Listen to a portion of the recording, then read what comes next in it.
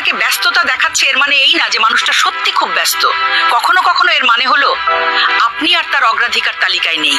কারণ মানুষ ঠিকই সময় বের করে নেয় যার সাথে তার কথা বলতে তার ভালো লাগে, যাকে হারানোর ভয় থাকে, যার উপস্থিতি মনকে শান্তি দেয়। দিনের শেষে সবাই ব্যস্ত, কেউ কাজ নিয়ে, কেউ স্বপ্ন নিয়ে, কেউ নিজের জীবন নিয়ে। তবুও দেখবেন কিছু মানুষ হাজার ব্যস্ততার মাঝেও একবার খোঁজ নেয়।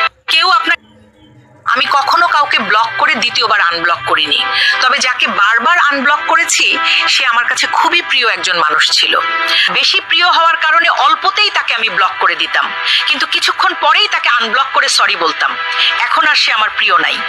আমি যে কারণে স্ত্রীর প্রতি স্বামীর আকর্ষণ কমে যায়। এক, স্বামী যা বুঝায় স্ত্রী তার উল্টাটা বুঝে।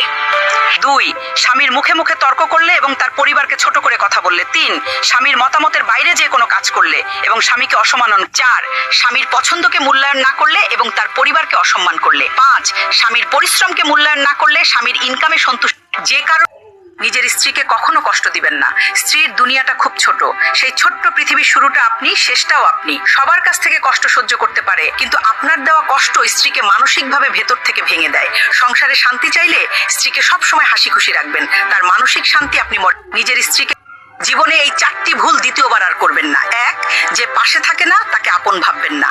দুই, যে সম্মান দেয় না তাকে গুরুত্ব দিবেন না। তিন, যে নিজের দোষ স্বীকার করে না তাকে বিশ্বাস করবেন না।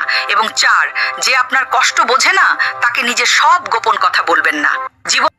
যে নারী একটা সুন্দর সংসার করার ইচ্ছে নিয়ে বিয়ে করে, কিছুই না পেয়ে ধৈর্য ধরে সংসার করে এবং অল্পতেই খুশি থাকে, দিন শেষে সেই নারীগুলি ঠকে যায়। কিছু পুরুষ সহজে পেয়ে গেলে মূল্য দিতে জানে না।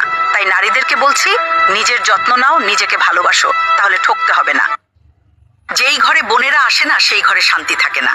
কারণ বোন শুধু একটি সম্পর্ক নয়, বোন হচ্ছে বাবা মায়ের ভালোবাসার বন্ধন, বোন হচ্ছে ভাইয়ের হৃদয়ের আলো। বোন যখন বাবার বাড়িতে আসে তখন মনে ময় তার হাসিতে শূন্য উঠান আবার হেসে উঠেছে। বোনের হাসিতে বরকত থাকে, বোনের কথায় শান্তি থাকে, মায়া থাকে এবং বোনের দোয়ায় শক্তি থাকে যা কোনো বিপদকে থামিয়ে দিতে পারে।